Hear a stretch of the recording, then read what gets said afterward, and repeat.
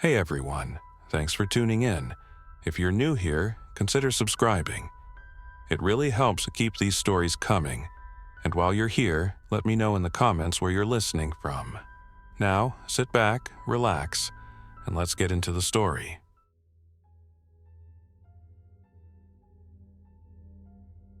I still dream about those first days. The streets clogged with abandoned cars, the eerie silence broken only by distant screams, and the overwhelming smell of smoke and decay. The world, as I knew it, had ended, and none of us even realized it at first. I was at work when the news first broke. Something about a fast-spreading illness, hospitals overwhelmed, authorities urging people to stay indoors. At first, it was just another piece of bad news, the kind you scroll past on your phone and forget a minute later. But by noon, my coworkers started getting frantic calls. By 2, the power flickered. By 5, the city was unrecognizable. The office emptied out in waves. Some rushed home to their families, others just disappeared, leaving their desks as they were. I stayed a little longer, trying to figure out what was happening. My phone kept buzzing. News alerts, missed calls, panicked messages. A video went viral. A shaky recording of a man tearing into another person's arm with his teeth while bystanders screamed. A prank, I thought at first, until I saw another, and another. Then the emergency broadcast started. Stay indoors. Avoid contact with those who appear aggressive or unresponsive. Law enforcement is enacting containment protocols. Containment. That word should have made me feel safer. Instead, it made my stomach drop. I left the office just as the sun dipped behind the skyline. The streets were chaos. People running, honking cars, shattered glass everywhere. Smoke curled from a distant fire. I tried calling my sister, but the lines were jammed. A police cruiser sped past, nearly clipping my side mirror. A voice on the loudspeaker blared something, but I only caught fragments. Shelter, avoid contact, dangerous. I drove home on instinct, but home wasn't safe anymore. My apartment building was in shambles. The lobby doors had been forced open, and the hallway was lined with streaks of something dark. My neighbor, Mr. Larson, stood in the hall, swaying slightly. He was an older guy, friendly enough, always waved when he saw me. Mr. Larson. I took a cautious step forward. His head snapped up, and that's when I saw his face. Pale, eyes glazed over, lips cracked and wet with something that wasn't saliva. He lunged. I barely got the door shut in time. He slammed into it, fists pounding, low groans rumbling from his throat. My hands were shaking as I locked every bolt. Through the peephole, I saw more figures shambling down the hall. Some crawled from open apartment doors. Others just stood twitching, waiting. The power went out not long after that. I barricaded myself inside, stuffing towels under the door, keeping every light off. The screams outside got worse, then, sometime around midnight, they stopped. Silence is worse than screaming. When dawn came, I knew I had to leave. The food in my kitchen wouldn't last, and staying put felt like waiting to be trapped. I stuffed a backpack with whatever I could find, canned food, a flashlight, a hammer from my toolbox. I didn't have a plan. I just knew I couldn't stay. As I pried open the fire escape window, a distant sound made my blood run cold. A single, dragging footstep. Then another. They weren't gone. They were waiting. I held my breath, gripping the window frame as the footsteps grew closer. Slow, uneven. Something scraped against the floor, metal on tile. I peeked through the gap in the blinds. It was my neighbor from 2 doors down. Jenna, or at least it used to be her head tilted at an unnatural angle, long hair hanging over her face like a broken doll. One arm dangled uselessly at her side, fingers twitching. In the other, she clutched a knife, dragging it across the floor as she walked.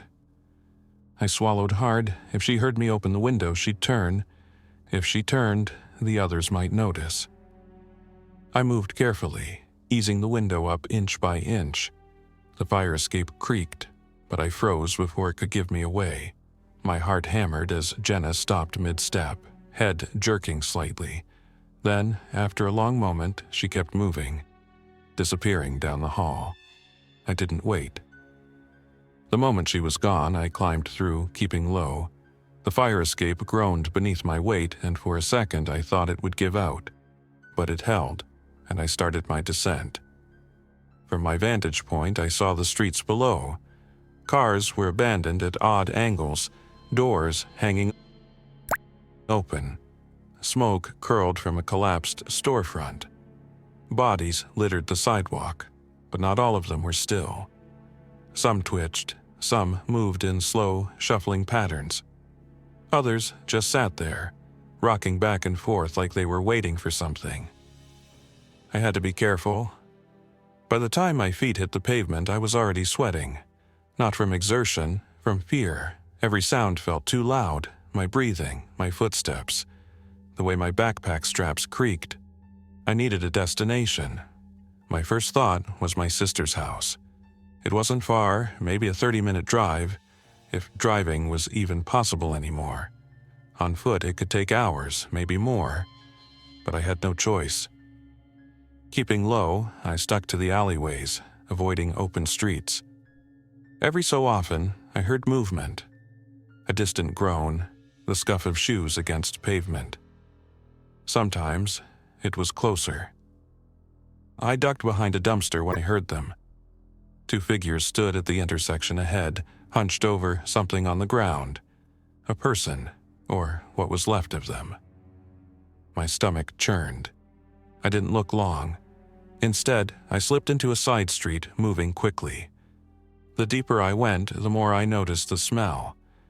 A mix of smoke, rot, and something else. Something thick and metallic. Then I heard the crying. It was faint, coming from a partially open garage door nearby. I hesitated. Could be a trap, could be worse, but something about it sounded real, desperate. I crept closer, peering inside. A boy. Couldn't have been older than 10. He was curled up behind a stack of old tires, hugging his knees, shaking. His clothes were torn, but I didn't see any wounds. I had a choice. Leave him, keep going, survive. Or take a risk. I sighed, adjusting my grip on the hammer. Then, carefully, I knocked on the metal frame. His head snapped up, wide eyes locking onto mine. He didn't speak, didn't move, just stared. "Hey," I whispered, "you alone?" A pause. Then a slow nod.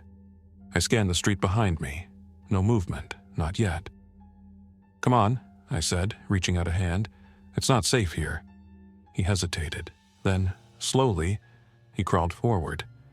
As he did, a distant sound sent ice through my veins. A low, guttural moan. Not far at all. We had to move, now. The boy's hand was small, cold, and trembling in mine. I barely had time to pull him out of the garage before another low groan drifted through the air. Closer this time. I scanned the alley, no movement. Yet, but that wouldn't last. "We have to go," I whispered. He nodded, gripping my hand tighter. We moved quickly, keeping to the narrow paths between buildings. My heart pounded with every step, every scuff of our shoes against concrete. The city felt wrong, too quiet in some places, too loud in others. "What's your name?" I asked, as we crouched behind a stack of crates. "Ethan," he murmured. "Okay, Ethan. Where's your family?" He didn't answer right away. His eyes stayed locked on the ground. "Gone," he finally said. Just that one word. Hollow. I nodded, not pushing. We didn't have time for grief. A loud crash echoed from somewhere nearby, metal hitting pavement. Then came the footsteps, slow, dragging, too many to count. I peeked around the crates. A group of them shambled into view, moving in a loose cluster. Their clothes were torn, faces slack, arms dangling unnaturally. Some limped, others twitched with every step. They weren't fast, but they didn't need to be. Ethan stiffened beside me. I placed a hand on his shoulder, pressing him lower. "Don't move," I breathed. We waited. The figures passed, their groans blending into the eerie hum of the city. I held my breath until the last one disappeared around a corner. Then, slowly, I exhaled. "Come on," I whispered, helping Ethan to his feet. We kept moving, weaving through the ruined city. I needed to get us out of the open, somewhere defensible, somewhere safe, if that even existed anymore. That's when I spotted the diner. It sat at the end of the block, its windows shattered, but the structure still intact. A metal gate hung half-lowered over the entrance. It wasn't perfect, but it was something. I signaled to Ethan, and we sprinted across the street. Every step felt like a gamble, like we were daring the city to notice us. We reached the entrance. I lifted the gate just enough for Ethan to crawl under, then squeezed through after him. Inside, the place was a wreck. Chairs overturned, dishes scattered, a thin layer of dust coating everything, but it was empty. That was enough. I lowered the gate, wedging a chair under it for good measure. For the first time since leaving my apartment, I let myself breathe. Ethan stood near the counter, shifting nervously. His eyes darted to the windows, the door, the shadows stretching across the floor. "We'll rest here for a bit," I said. "Then we'll figure out our next move." He didn't answer, just nodded. I dug through my bag, pulling out a can of peaches. Ethan watched as I cracked it open and handed it to him. He hesitated. Then, slowly, he took it. The silence stretched between us. The world outside groaned and whispered, but in here it was just us. Two strangers thrown together in the middle of something we didn't understand. I knew we couldn't stay long, but for now, we had a moment. For now, that was enough. Ethan ate in silence, spooning the syrupy peaches into his mouth like he hadn't tasted food in days. Maybe he hadn't. I didn't ask. I kept my ears tuned to the outside. Every distant moan, every gust of wind rattling debris put me on edge. The city was alive in the worst way, and I knew this diner was only a temporary reprieve. "We can't stay here," I finally said. Ethan swallowed hard, wiping his mouth on his sleeve. "Where are we going?" Good question. I'd been heading for my sister's house, but now I had Ethan to think about. Couldn't just drag him through the streets without a plan. "There's a store about a mile from here," I said, thinking aloud. "Could have supplies, maybe a better weapon." I looked down at the hammer clipped to my belt. After that, I have a place in mind. Ethan didn't argue. He just nodded, stuffing the empty can into a corner. Kid was smart, knew not to waste anything. We rested a little longer, then moved out. The streets had changed. More abandoned cars, more makeshift barricades, and more of them. I spotted two figures down the block, shambling aimlessly. Another one crouched near a storefront, rocking back and forth. They weren't looking at us, yet. We stuck to the alleyways, keeping low. The sun was dipping lower, stretching our shadows long across the pavement. The later it got, the worse this city would become. We were halfway to the store when we heard it. Not groaning, not shuffling. Running. I barely had time to react before a figure burst from an alleyway ahead, sprinting full speed toward us. For a split second, I thought it was one of them, but then I saw the wide eyes, the frantic expression. A man, mid-30s, clothes torn and smeared with something dark. He nearly ran past us, but then he saw Ethan and skidded to a stop. "Help," he gasped. They're right behind me." I grabbed Ethan's wrist and pulled him back. "Who's behind you?" As if in answer, another sound filled the alley.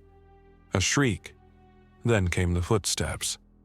A blur of movement burst into view, a figure too fast, too erratic. It slammed into the man, knocking him to the ground. His scream cut through the city like a knife. I didn't wait to see the rest. "Go!" I shouted, dragging Ethan forward. We ran, hard. The alley twisted ahead, buildings pressing in on both sides. I heard the man behind us, still screaming. Then another sound, more shrieks, more footsteps. I stole a glance over my shoulder. They were following. Not the slow, shambling ones. These were different. They moved on all fours, bounding forward like hunting animals. Their eyes glowed in the fading light, mouths opening and closing like they were tasting the air. They were gaining on us. I spotted a fire escape ahead, the ladder half lowered. "Up there!" I shouted, shoving Ethan forward. He didn't hesitate. He jumped, gripping the bottom rung and pulling himself up. I followed, muscles burning as I hauled myself higher. The things below reached the base of the ladder just as we cleared it. They slammed into the metal, clawing at the air, shrieking in frustration. Up on the rooftop, Ethan collapsed, panting. I knelt beside him, gripping the hammer so hard my knuckles ached. The creatures circled below, their shrieks rising in unison. Then, one by one, they scattered, melting back into the shadows. We weren't safe. We were just lucky. Ethan clutched his knees, his chest rising and falling in quick, shallow breaths. I wasn't much better. My hands shook as I wiped sweat from my face, my heart still hammering against my ribs. Those things weren't like the others. They weren't slow. They weren't mindless. They hunted. I peered over the rooftop's edge. The alley was empty now, but I knew better than to think we were safe. They had scattered, but they hadn't gone far. Ethan looked up at me, his voice barely above a whisper. "What were those?" "I don't know." And that was the truth. He swallowed hard, his small fingers digging into his arms.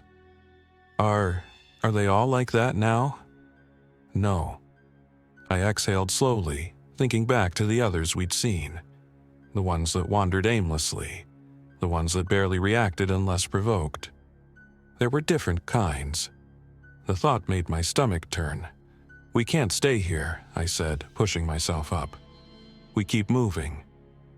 Ethan hesitated but nodded. The rooftops stretched ahead, a maze of connected buildings. Some had gaps too wide to jump, but others gave us a path forward. I led the way, stepping carefully across the uneven surface, keeping low. From up here, the city was even worse than I thought. Fires smoldered in the distance. Some buildings had collapsed entirely. Shapes moved below, their sluggish, shuffling forms filling the streets like drifting fog. But in some places, there was something else. I spotted movement near an old department store, figures darting between cars, moving with purpose. Not the infected. These were people. Survivors. I wasn't sure if that was a good thing. We reached the edge of the roof where a metal ladder led down to a narrow back street. It was quiet. Too quiet. I motioned for Ethan to follow and we climbed down. The store was just a few blocks away. If we were careful, we could make it without being seen. We slipped through an alley, stepping over broken glass and scattered trash. The air was thick with the stench of smoke and something worse. Halfway down the alley, Ethan froze. I turned to him, about to ask what was wrong when I heard it too. Breathing. shallow, ragged. I tightened my grip on the hammer, scanning the darkness. A figure sat slumped against the wall, half hidden in the shadows. A woman. Her chest rose and fell in weak, uneven movements. Ethan took a step forward, but I caught his arm. She lifted her head. I took a slow step back, muscles tensing. Something was wrong. Her eyes were dull, unfocused. Her skin was pale, lips cracked. But she wasn't one of them. Not yet. Her mouth opened, but no sound came out. Just a faint, trembling exhale. She was turning. Ethan looked at me, his expression torn between fear and something else. Something I didn't have time for. "We have to go," I whispered, but I shook my head. "She's already gone." The words felt hollow, but they were true. Ethan hesitated, then slowly stepped back. The woman's head dropped again, her breath growing fainter. We slipped past her, moving quickly. Neither of us spoke. By the time we reached the street, the department store was in sight. The entrance was dark, the windows shattered. I wasn't sure what we'd find inside, but I knew we had to try. The store loomed ahead, dark and silent. Its shattered windows gaped like open mouths, glass shards glinting in the dim light. Something about it felt wrong, too empty, too still, but we needed supplies. I crouched near a rusted shopping cart, scanning the parking lot. No movement, no sounds except the distant crackling of fire and the occasional groan of the city shifting in its slow, painful death. "We go in fast," I whispered to Ethan. "Stay close. If anything moves, we leave. No hero stuff, got it?" He nodded, gripping the straps of his too big backpack. I took point, stepping over the glass carefully. The air inside was stale, thick with the dust and the faint metallic scent of rust. Shelves lay toppled in the aisles, their contents scattered. Half-eaten food, torn packaging, things abandoned in panic. We moved cautiously. Every creak of the floor sent a spike of adrenaline through my veins. The store had already been looted, but there were still scraps. A few cans of beans, a box of crackers with one corner gnawed away, bottled water still intact. I stuffed what I could into my bag, glancing at Ethan. He stood near a broken display case, staring at something inside. "What is it?" I asked. He pointed. A hunting knife. It was small, but sharp, the blade glinting under the dim emergency lights. I reached in, carefully prying it free from the shattered glass. The weight felt good in my hand. I turned to Ethan, pressing the handle into his palm. "Keep it close." He nodded, gripping it tight. A noise, a faint rustling, somewhere deeper in the store. We froze. Ethan looked at me, eyes wide. I motioned for him to stay quiet, creeping forward. The sound came from the next aisle, soft, shuffling footsteps. Not dragging like the infected. Something else. I peered around the corner. A man stood at the end of the aisle, his back to me. His clothes were torn, a makeshift backpack slung over his shoulder. He hadn't noticed us. Yet. A survivor. I should have been relieved, but something in my gut twisted. Ethan shifted behind me, his shoe scraping against tile. The man's head snapped toward us. For a second, none of us moved. Then he bolted. Not toward us, toward the entrance. I frowned, confused, until I heard it. A deep, guttural groan. Then another. Then dozens. The front of the store erupted in chaos.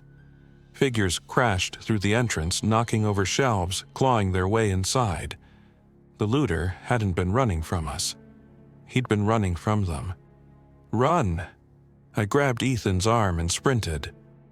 The infected poured in, their shrieks echoing through the aisles. One slammed into a shelf, knocking down a cascade of cereal boxes. Another tripped over a toppled cart but scrambled back to its feet. Ethan gasped as something grabbed at him. A hand reaching from between the shelves. I turned, swinging the hammer without thinking. It connected with a sickening crunch, and the thing dropped. No time to process, no time to think. We had to go. We rounded the corner, heading for the back. Emergency exit had to be one. The looter reached it first, slamming into the push bar. The door didn't budge. Chained shut. He cursed, spinning toward us, eyes wild.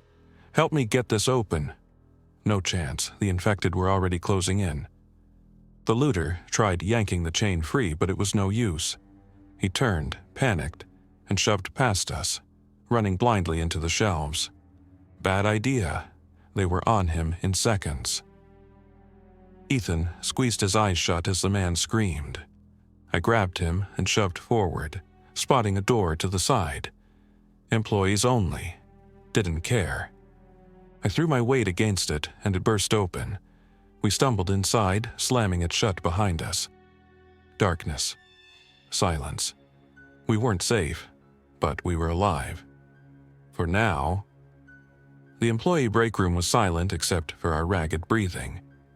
My back pressed against the door, my fingers clenched around the hammer, ready for the inevitable pounding. But it never came. Outside, the store was a storm of chaos. Shelves crashing, glass shattering. The desperate shrieks of the looter cut short, but nothing came for us. Ethan sat on the floor, knees to his chest, gripping the knife like a lifeline. His face was pale, eyes locked on the door. "We need to move," I whispered. He swallowed hard but nodded. The break room was small. Lockers, a round table, an old microwave. A door on the far side led deeper into the building. Storage, maybe, a way out. I tried the handle, locked. I took a breath, raised the hammer, and swung. The wood splintered, but it would take a few more hits. Too loud. Every smash felt like a gunshot in the silence. I hit it again, and again. A loud crack. The frame gave way. I kicked the door open and we slipped through. Storage shelves lined the walls, crates stacked high. A loading bay loomed ahead, its roll-up door half open. An old delivery truck sat parked inside. Our way out. I grabbed Ethan's shoulder. "Stay behind me." We moved quickly, weaving through the crates. Something crunched under my boot. Spilled rice. A knocked-over pallet. Someone had been here before. The truck's cab was empty, the keys dangled from the ignition. Too easy. I hesitated, then climbed in. Ethan hovered by the door, gripping the strap of his backpack. Will it start? Let's find out. I turned the key. The engine sputtered, then roared to life, a sound like a dinner bell. A guttural screech echoed from behind us. I twisted in my seat. Figures poured from the storage room, scrambling over crates, lunging forward like starved animals. "Get in," I yelled. Ethan barely had time to react before something lunged from the shadows, grabbing his arm. His scream cut through the noise. I threw the door open and jumped down, swinging the hammer before my feet even hit the ground. The impact sent the thing staggering back, and Ethan yanked free, stumbling toward the truck. "Go! Go!" I shoved him inside, slamming the door behind us. The creatures were closing in, climbing, crawling, shrieking. I jammed the truck into gear and hit the gas. The tires screeched, the truck lurched forward. Something leapt onto the hood, slamming against the glass, a face twisted in rage, hands clawing at the windshield. I swerved hard, it lost its grip, tumbling away. The loading bay doors loomed ahead. They weren't open enough. Didn't matter. I floored it. The truck hit the doors with a deafening crash. Metal screeched, glass shattered, and we burst into the open air. For a second, nothing but the roar of the engine and the rush of wind. Then the city swallowed us again. The road stretched ahead, littered with abandoned cars and debris. Fires smoldered in the distance. Dark figures lurked between buildings, watching. But we were moving. For the first time in hours, I let myself breathe. Ethan clutched his seatbelt, staring ahead. "Where are we going?" I tightened my grip on the wheel. Somewhere safer than here. The truck barreled down the empty road, its tires thudding over debris. My hands gripped the wheel so tightly my knuckles ached, but I didn't dare loosen my hold. The city was unraveling around us. Fires burned unchecked, buildings lay in ruins, and shadows moved between the wreckage. Ethan sat stiffly beside me, his small fingers still wrapped around the knife. He hadn't said much since we escaped the store. I couldn't blame him. "We need to find a way out of the city," I said, my voice hoarse. Ethan nodded but didn't answer. I scanned the road ahead. The highway entrance loomed in the distance, its green sign hanging lopsided. If we could get past the wreckage, we had a shot at making it to open roads. But as we drew closer, my stomach dropped. A barricade blocked the entrance, abandoned cars, dumpsters, even a flipped bus. Someone had tried to seal the city in, or keep something out. I slowed the truck, my mind racing. We had to go another way. A sharp sound broke through the silence. A single gunshot, distant but clear. Ethan's head snapped toward me. "People," he whispered. That wasn't always a good thing. Still, I couldn't ignore it. If someone was alive, they might know a way out. I turned onto a side street heading toward the sound. We wound through the ruined streets, past overturned cars and bodies long since abandoned. The gunfire grew louder. Single, controlled shots. Whoever it was, they weren't panicked. We turned a corner and saw them. A small group stood on a rooftop, rifles in hand. They were defending a makeshift outpost, an old supermarket reinforced with scrap metal and wooden planks. A fire burned in a rusted barrel, casting flickering light against the crumbling walls. Ethan pressed his face against the window. "Do we stop?" I hesitated. Then a figure stepped forward, waving. A woman. Her dark hair was pulled back, her face streaked with dirt but sharp with focus. She gestured for us to come closer. A trap? Maybe, but staying in the open was worse. I pulled the truck up to the barricade. She leaned down, peering into the cab. "You look rough. You should see the other guys." Her lips twitched, almost a smile. "How many of you?" she asked. "Just us." She studied me for a long moment, then glanced at Ethan. Her expression softened. "You two are lucky. We don't take big groups, but we've got room for a couple more." I didn't relax yet. "And in exchange, you pull your weight." She straightened. "Food's rationed, we keep watches, and nobody causes trouble." Ethan looked at me, his expression unreadable. I turned back to the woman. "You know a way out of the city?" She hesitated, then nodded. "There's a route. Not easy, but it's there." I exhaled, weighing the choice. Stay here, with people who might keep us alive, or take our chances on the road. Ethan made the choice for me. "Please," he said softly. I looked at him, then back at the woman. I nodded. She knocked on the barricade, signaling to the others. "Open it up!" The gates groaned as they swung inward. I drove through, past the scrap metal walls, past the wary faces watching us from the rooftop. For the first time in hours, I felt something close to relief. The world had ended, but we weren't done yet. We had a chance, and for now, that was enough. Thanks for listening. If you enjoyed this story, don't forget to like and subscribe.